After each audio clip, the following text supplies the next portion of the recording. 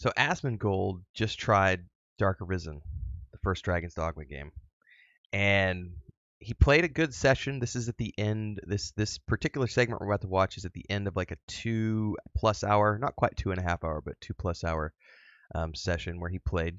He definitely explored a lot of the things, saw a lot of the stuff, and then died. and after the death, he's in the middle of reviving here and realizes that it's time to take a break, go get some food, and he leaves some thoughts on Dragon's Dogma 1. They're very interesting. I listened to it, and then I was like, I'm going to go make a video around this because um, he's not wrong about some of the things, and it was an interesting take from someone who has a much, much, much, much bigger audience than I have about why certain games aren't games that you necessarily want to stream because of certain reasons. So let's listen to this because I think it's a very interesting take on things. How fair? Jesus Christ. Okay. All right, I gotta get my food. I'm hungry. Died together, bro. I did my best. Night's scary. Yeah, we got ambushed. Yeah, I gotta get my food. Side point. Yeah, I just got. I gotta figure this game out. Like, what do you think so far? I think this is a game I don't really want to play on stream, to be totally honest. This is a game I don't think I want to play on stream. He's not wrong. There were parts of the first game that I found really. There are things that when you're streaming, you don't want to have a lot of moments where you're dealing with dead space, and that dead space is where you need to be focused on doing something. And so you can't necessarily be interacting with the audience because you're either trying to learn something or you're trying to do something that has a complex series of movements. It's not second nature. You're having to go out of your comfort zone to make things work, and that can make for pauses, breaks, uncomfortable silences, and just a general, it can ruin the vibe of a stream. So that's very interesting. There's too much complexity to it, and I don't like playing a game like this on stream because I don't know anything of like what's going on. Like I like the game. The game's fine, but like I really don't like the dynamic of streaming and playing games that I don't understand very well, that aren't like really, really simple. It's just too much backseating, too much, oh, he doesn't know this, doesn't know that. Haha. So this is a brilliant one. It just goes to show you that it doesn't matter where you're at on the scale of content creator, streamer, you're going to get the same trolly comments from people. The backseating is horrific with certain games because some people don't have they don't have an off switch when it comes to giving unsolicited advice. And oftentimes that unsolicited advice is coming from a place of genuine desire to, help the other person. Less common is someone who's doing it just because of, what a noob. Here, this is how you do it. And then there's a rare few who are like, God, what a frickin' idiot. Why aren't you doing this? This is the way it needs to be done. But all of those are unsolicited. And from the perspective of the person playing the game, doing it, there is nothing worse than a backseat gamer. It's no different than when you're driving a car and you have someone in the passenger seat or somewhere in the back seat who is trying to drive the vehicle even though they're not at the wheel. Shut up, sit in the passenger seat, sit in the back seat, play your Switch, do your TikTok, shut up. And so I get it. There's too much backseating. I can only imagine what it's like at that scale. Because it's also, for me, it's more like, it's an annoyance, but it's an ignorable annoyance because I get paid no matter what when I'm streaming and doing content creation. But it is something that takes you out of the experience when you have somebody, or more than one someone's harping at you that, why didn't you take this spec, and it would be better if you took this talent, and why didn't you do this, and you should have gone around over this way, and you should have done this, and why didn't you open that? And don't forget, one of the worst is when I'm playing through something for the first time, which has clearly been marked as I'm doing it for the first time, and you get the eager beavers who come in the stream and are like, don't forget the secret thing over here, and it's like, wow. Like, some people just have no control. They have no filter over that. So it's interesting to hear him say this.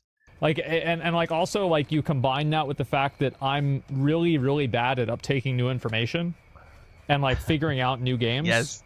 And like you just have at the end of the day, like it's just not gonna be a good time, right? Like I'm like, yeah, You're gonna there's be no. Let me frustrated. make sure I'm saved though. Okay, save. Oh, wait. Turn toggle screen. Okay. Yes. I don't think he has anything else to say. Yeah. After this, So and the video that's just ends. generally the way that I feel about it. Anyway, guys, thank you very much for watching. I will be back on. Yeah. Tomorrow. So All right, boys. Generally speaking, like he said, he liked the game. I also liked the game, but there's also a reason why there were large swaths of the game. Here's a good example. The last time I streamed this game, which was the day that I decided I was no longer going to stream the game, was when I reached the same conclusion that he had reached, which is like there's just some games that I don't want to stream. I also did that recently with the Prince of Persia Lost Crown game. I was like, I don't want to stream this. But I remember Dragon's Dogma 1, it was the part where you get to the tunnel, like it's like canyons with air that are pushing you back, and then you go beyond that, and there's this choke point where you have to go through all of these bandits to like follow the griffin. And I tried that live on a stream like 7 times, and I kept getting killed over and over and over with the bandits, no matter what strategy I used, until finally realized it was just a level thing. Like there was just no way I was going to go beyond that point because I was too under leveled because I hadn't done a lot of side quests. And at no point in time had I ever paid attention to it. The game had never explained it. Some games you can go through and just do main storyline and only do the side quests as optional. Other games they make the side quests mandatory as well, and this is apparently one of those games. And that was the point when I was like, I've died 7 times on stream. I'm not having fun anymore. And if I'm not having fun, then I know no one else is having fun. Because if I'm not having fun, it's coming across in my vibe, in my tone of voice. I'm getting visibly frustrated on stream. I'm feeling it. I'm human, right? Like no one wants to fail over and over and over, which is why I don't play Dark Souls games. I don't play Souls games for that reason. Quick commercial break, everyone, to celebrate and give thanks to all of these amazing people who keep me on the air full time. Really appreciate the support. All you got to do is join as a member. You get access to private videos. You can also do super thanks on any upload or super chats and stickers on any live stream or premiere you see. And beyond that, don't forget we're multi-streaming over on Twitch now, so you can support over there as well. Thanks so much to everybody. Let's get back to the video at hand. Because I am slow at learning. I'm glad he addressed this, because there are some games that are really good, but because I'm slow at learning, I don't necessarily want to stream those titles. There are things when I will come through and do selective Let's Play sessions, but I'll also be doing offline stuff that never shows up because I have to learn certain things. Here's a good example. Recently, I realized that the card game in Final Fantasy VII Rebirth that I thought was just optional turns out is like mandatory for a certain part of the quest to get this beach outfit. Either that or this other one that's like shoot targets, I was really failing at that. So I was like, I guess I'm gonna have to go play the card game. Well, I'd never paid attention to the tutorial in the card game early on because I was like, I don't want to play your card game. When I played Witcher 3, I didn't want to play Gwent, so I ignored Gwent. The third playthrough of Witcher 3, I played Gwent and was like, oh, this is really fun. But you don't need to play it. And so I just assumed that the card game was, And then when I went around to starting to learn how to play it and actually play it in the game on a stream, I found it very frustrating and was like, you know what, guys?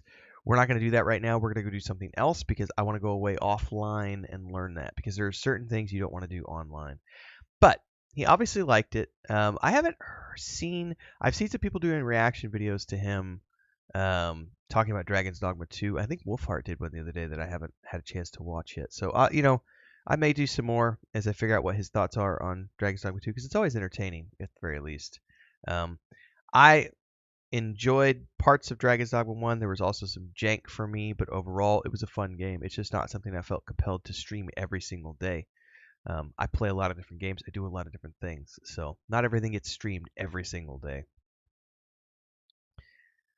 Outside of Baldur's Gate 3. That got streamed every single day for about 3 weeks, I think. Anyway, folks, that's it for the morning. I got to finish my coffee and go about my homestead chores because Chris had to step out this morning with the family, so I'm on chicken coop duty. Follow along.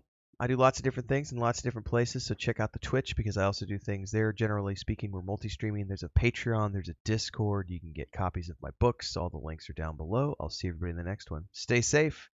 Daily Dragon's Dogma 1 and 2 videos leading up to the launch, and we will be streaming as soon as we can on the PS5. Can't wait, everybody. See you next time.